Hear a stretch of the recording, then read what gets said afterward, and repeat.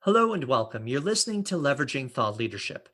I'm your host, Bill Sherman, and today we're talking about one of my personal passions, organizational thought leadership. In many cases, the people who speak on behalf of an organization have one common characteristic. They're the people who, in the past, have been asked to speak. And this circular logic leads to a set of usual suspects on the speaking podium. Well, what if you want to expand your pool of speakers inside the organization? I asked Elizabeth Bachman to join me and help us explore these questions. She began her career as one of the first cohort of women who directed major opera productions. Over her career, she directed more than 60 operas on four continents, including at the Metropolitan Opera in New York and Tokyo. Later, she founded her own opera company, and now she runs Strategic Speaking for Results, a consultancy that helps professionals find their voice, get on the speaking stage, and most importantly, elevate the speaker's profile within their organization. I'm eager to talk with Elizabeth about polishing a person's technical brilliance into a compelling experience, whether that's Luciana Pavarotti or an SVP of engineering. I want to talk with her about bringing more voices onto the speaking stage. And we'll explore how to say yes to speaking opportunities and overcome that initial stage fright. Let's begin. So, Elizabeth, welcome to the show. Thanks so much, Bill. I'm just so excited to be on this podcast. I love this podcast. Thank you. Thank you. So, you and I had a fantastic conversation a few weeks ago, and we were talking about individuals within an organization who are trying to build their credibility within the organization by going outside and through speaking and Right. other opportunities. I'd like you to talk a little bit about that, and let's start there in the conversation. Why does that Well, happen? What does it look like? well, to start off with, as you've probably mentioned, I started out as a presentation skills trainer, and it's winding up much more into leadership and how do you step forward. So building your credibility in the organization, there's a lot that you can do around that, especially if you feel like you're invisible and you're not being paid attention to. But one of the best ways of doing it is to get outside the organization and position yourself as a thought leader, if you will. Position yourself as someone who's got something to say. If you are speaking on behalf of the organization, you always have to check in and make sure you're saying something, but you say, this is one of the great things we do at company X, da da da da da. This is where it makes sense. And then turn around and tell the company that you're doing it. Tell everybody that you're out there speaking. One of the things I know from 30 years in presentation is when you're the person who's up there talking or performing, you're the person that people are listening to, that's automatic credibility. People will think, okay, this is, looks like she's got something to say. Very interesting. I have to say, I've heard it over and over from clients who've gone out, they finally go out and they're out there speaking, or they speak on a panel or something, and they come back and other people on the team say, wow, I didn't know you knew all of that. I didn't know you were a speaker. It's the sort of thing that we might know about ourselves, but unless you tell people, they won't know. So you have to publicize that you're out there doing it. So, one of the things that comes to my mind is in a large organization, speaking is not an activity that's reserved for the top of the house or Mhm. senior leadership. There are many opportunities throughout an organization.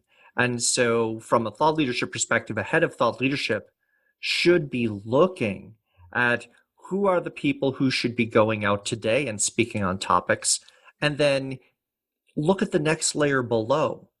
Who are those Absolutely. folks who could also speak on that topic and give them an opportunity to do so?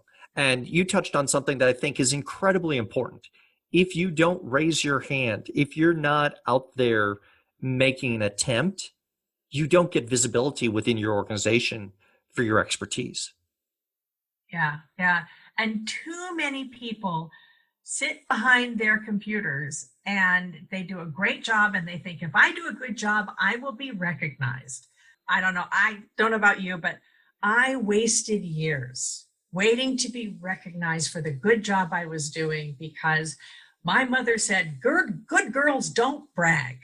And there's a fine line to walk between talking about what you're doing and bragging. And so you've got to be careful about that. That's also another big part of what I train people on is how do you walk that line? But to claim your voice, claim your speech. And then the more you're out there, the more you're one of the ones who's presenting, the more people notice. And then they'll say, oh, Bill Sherman knows it. He's a smart guy. He knows what he's talking about. Let's ask him to do this project. Things like that. So it's a matter of, it's all about visibility. It's all about visibility, the right kind of visibility, and making sure that and then being strategic about it. That's the other part, is you can get out there and speak about all sorts of things.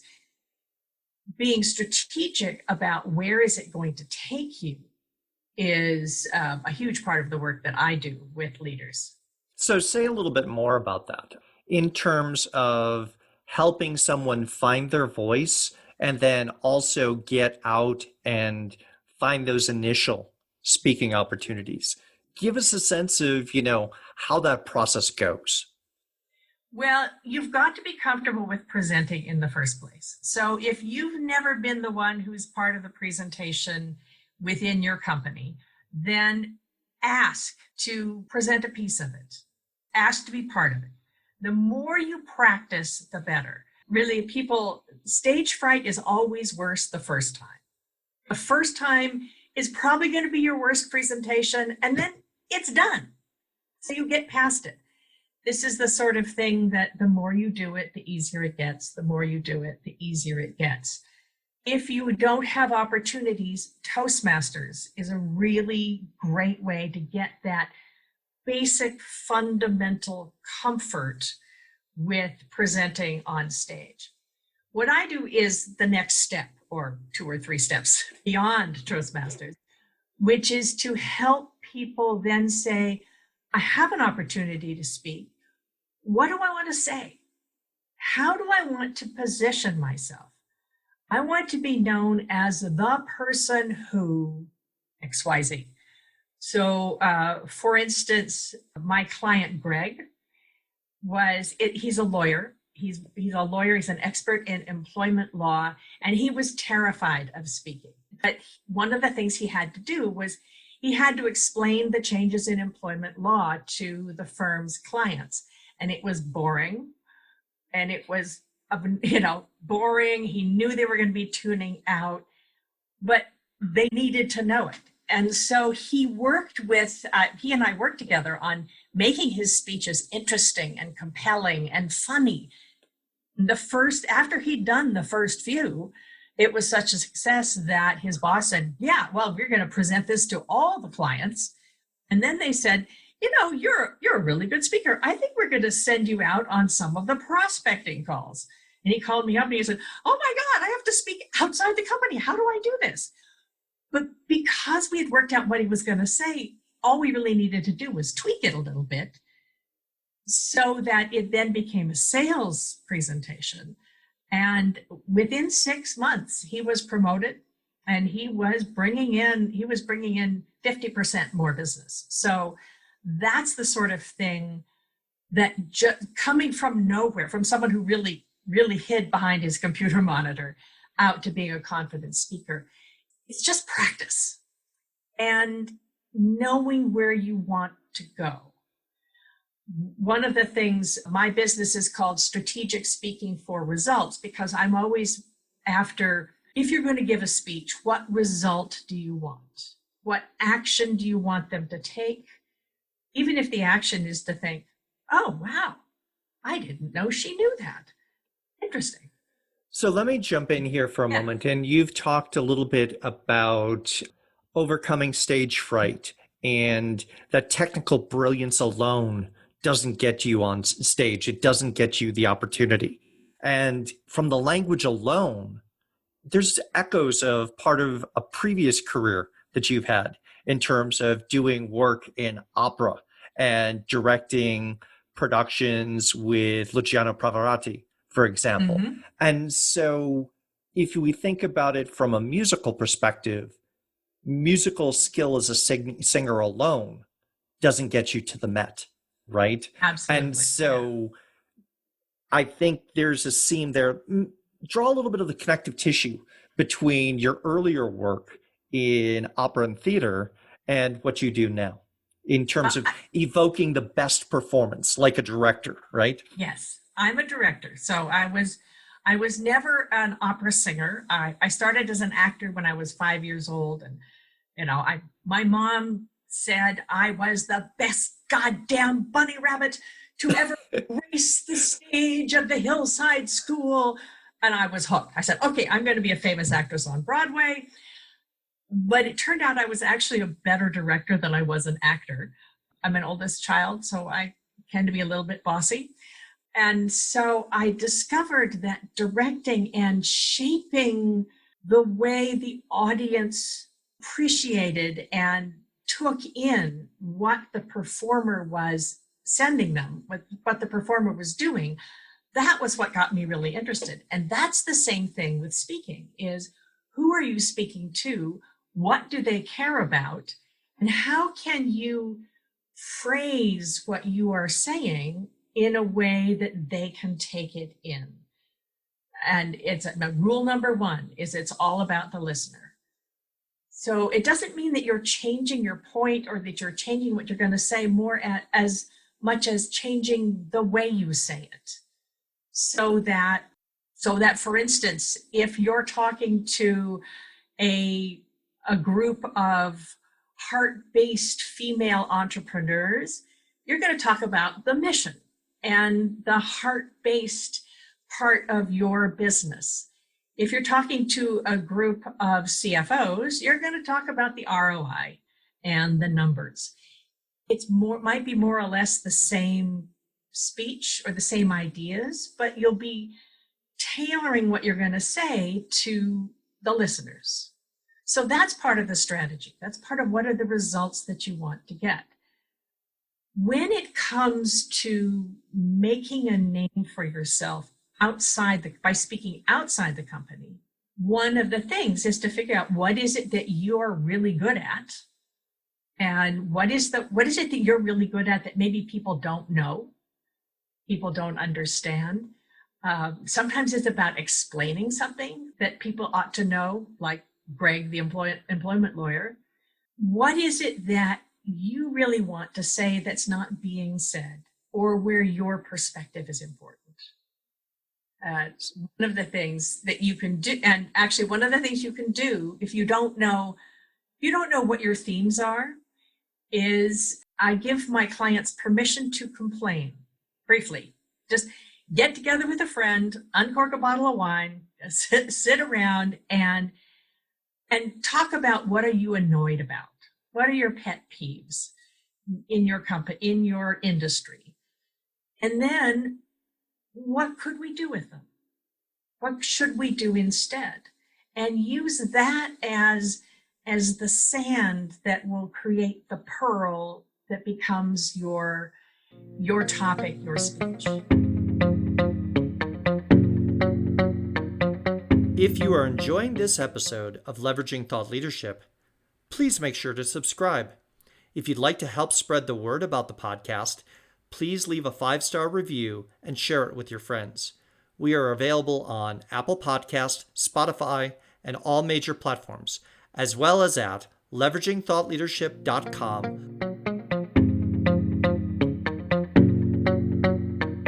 So to jump in for a moment, one of the things that I think about from a directing perspective, and it's a passion you and I have both shared, is that it's about shaping the moment and the experience. And you talked about a number of times the importance of practice, that things don't happen with deliberate cleanness that first time that you do them. And it's a going through process. You experiment, you look, and you draw out. You talk about the irritant that builds the pearl. You have to get out there again and again, whether it's speaking, whether it's writing, posting on LinkedIn, however you're getting your message out. It's testing, experimentation, and then having someone give you feedback. And that's what I look at as that directing process. Sometimes you have to be your own director and look back and say what worked. And sometimes you're lucky enough to have an external person say, here's what's shown and avoid that. That's not working. Yeah.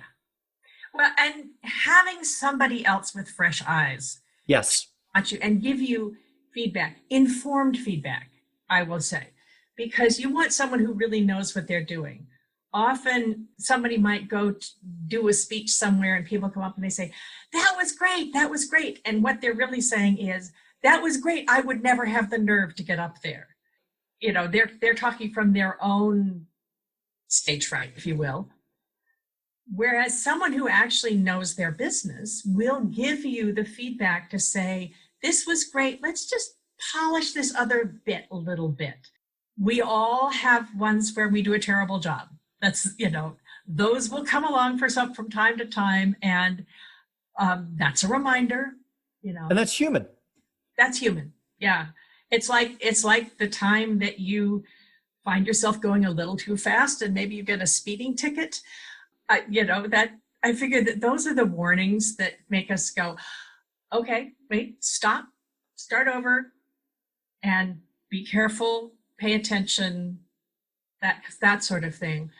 The universe sends us little reminders, but most of the time, I always feel that speaking, presenting is an art form, and it's a Absolutely art form. Yeah, so that the more you do it, the more it evolves. Sometimes one of my most popular speeches and one of most popular presentations is called 3 Big Presenting Mistakes That Cost You Sales. And that has evolved over the years. The core of it's pretty much the same, but the audience has evolved. I'm speaking to different people now. I'm having different points, polishing it. So I consider it a living creation that it's kind of like a garden. You make it a little bit better every time, hopefully. Absolutely. I want to go back to something that you mentioned and explore it a little bit further. You made a comment earlier saying that good girls don't brag, right? Mm. And I think there's a hesitancy among many people in that sort of self-consciousness. And I think you pointed it out as being tied to gender in some ways. And I think that's an important thing. So I want to ask you in terms of your perspective in working with clients, and especially what do you see with women? What are the hurdles? And I know this is an area that's a passion for you. So let's dive into it. Oh, good. Well, thank you. I have actually quoted you. You said that the other day when I said, why is it that so many of the speakers are men? They're just, worldwide, women are 5, 10, 20% of people up there speaking. And one of the reasons is that women don't raise their hands to say, hey, I'd like to do this. Go ahead and do this. And because women are not raising their hands and putting themselves forward as speakers, we take it for granted that it will be mostly men with just a few women. I think about the late Ruth Bader Ginsburg, may she rest in peace. And somebody asked her once, how many women would be appropriate for the Supreme Court?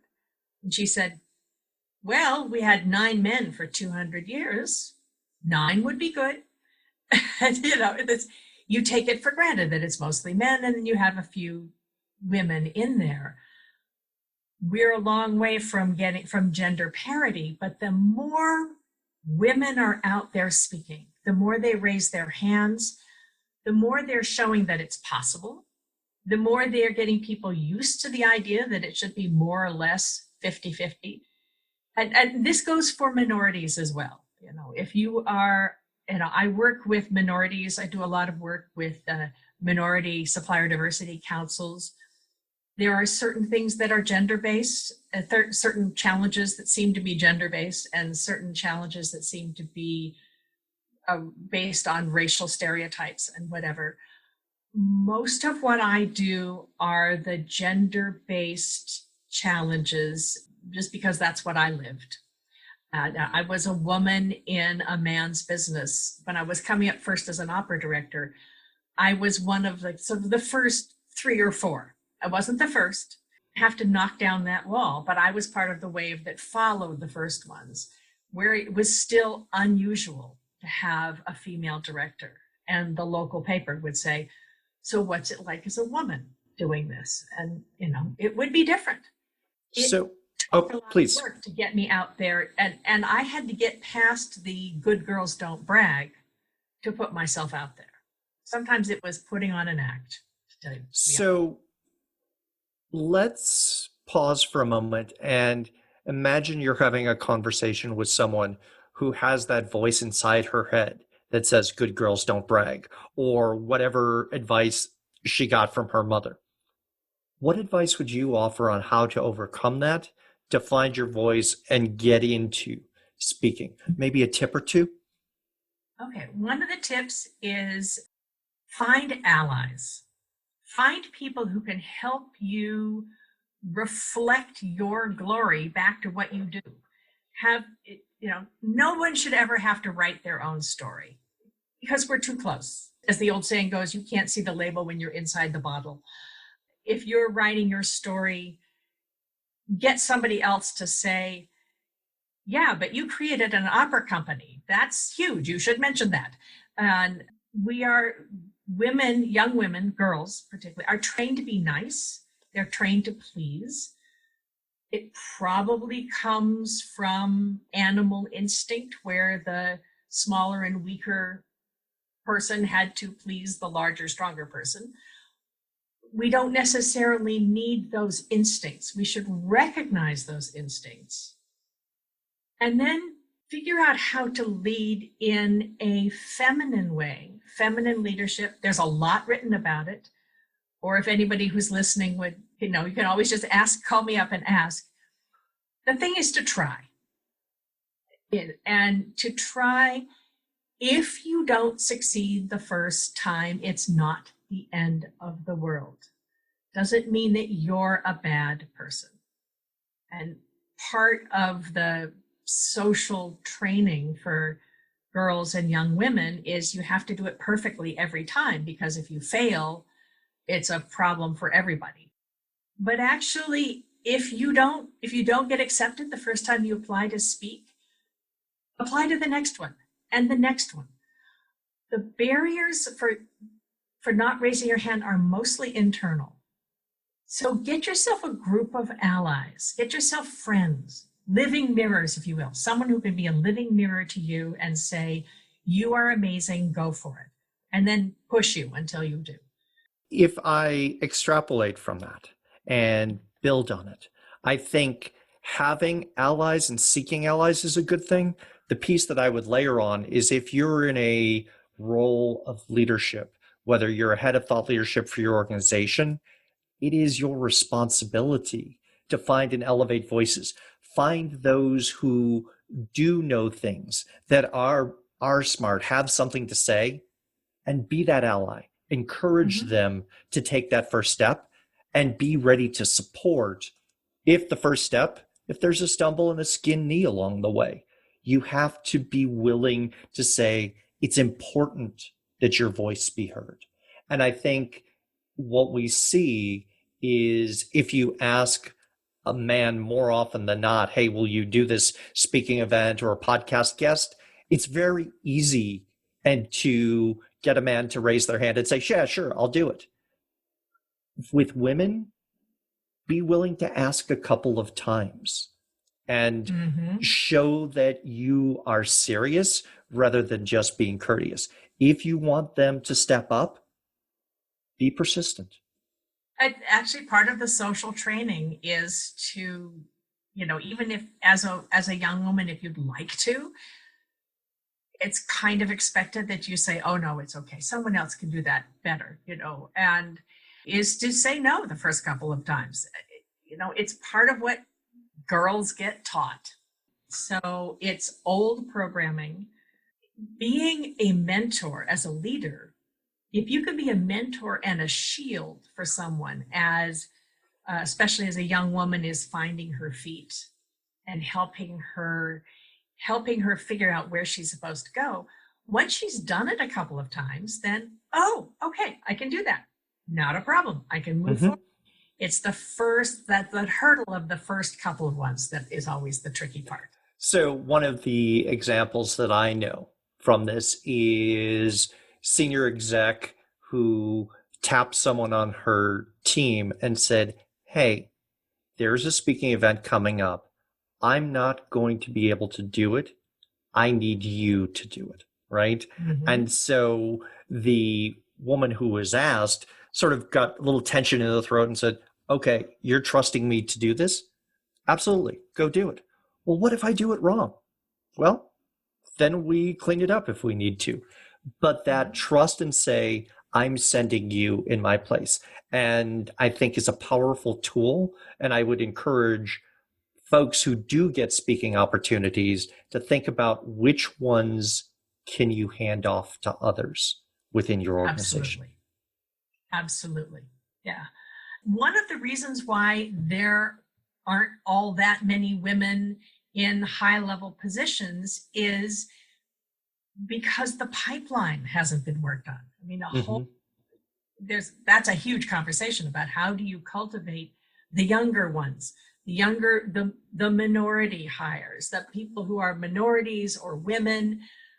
How can you make sure that they are sponsored and taught and offered the opportunities to learn things?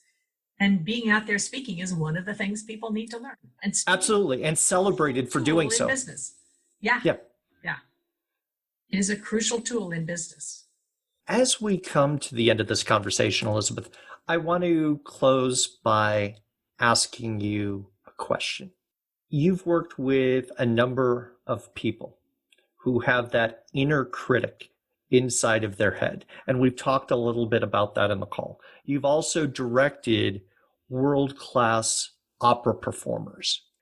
How do you balance that critic inside of you, challenging yourself to get better, and at the same time, not let it paralyze you? So, how do you ride that line between growth and paralysis? Oh, that's the big question. Get help, get allies. Make sure you got people behind you who can say, yes, you can do this. Yes, you can do this. So when you have the moments of thinking, oh my God, it's all wrong. I did it all wrong. Have the people who can say, no, this was right. You're okay. You're gonna be fine. Just go do it.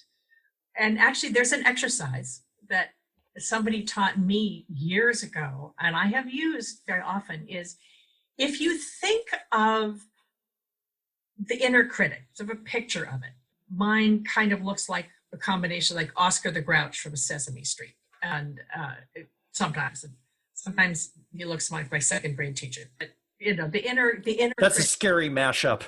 That's a very scary mashup. But if you sort of put a picture that person in your hands, cup them in your hands, shrink them down so they fit into your hands, and then imagine them surrounded by a ball of light, like Glinda's bubble in the Wizard of Oz, and just bless them. Thank you. I know you're there to keep me safe when I was little, but I don't need you now. And then take a deep breath and blow and let them go. Take a breath and let them go, let the bubble go, and just watch it waft off to disappear into the sky. And it's a way of blessing, letting it go. It also gets you to breathe, which helps. And and sometimes the bubbles will keep coming back, and then you just take a deep breath and blow them away and move ahead with what you've said you're going to do. Fantastic. Thank you very much for joining the conversation, Elizabeth. If someone wants to follow up with you, how can they reach you? The best way is you can find me on Facebook, LinkedIn, and my website, which is elizabethbachman.com. And I could say, listen to my podcast, which is called Speakers Who Get Results. You'll be hearing Bill Sherman in a few weeks, and that will give you an idea of the various things that we can talk about. So Elizabeth at elizabethbachman.com is the easiest way. Wonderful. Thank you, Elizabeth. Thanks so much, Bill. If you've enjoyed this episode, please join our LinkedIn group, Organizational Thought Leadership. It's a professional community where thought leadership practitioners talk shop about our field. So if you're someone who creates, curates, or deploys thought leadership for your organization, then please join the conversation in the Organizational Thought Leadership LinkedIn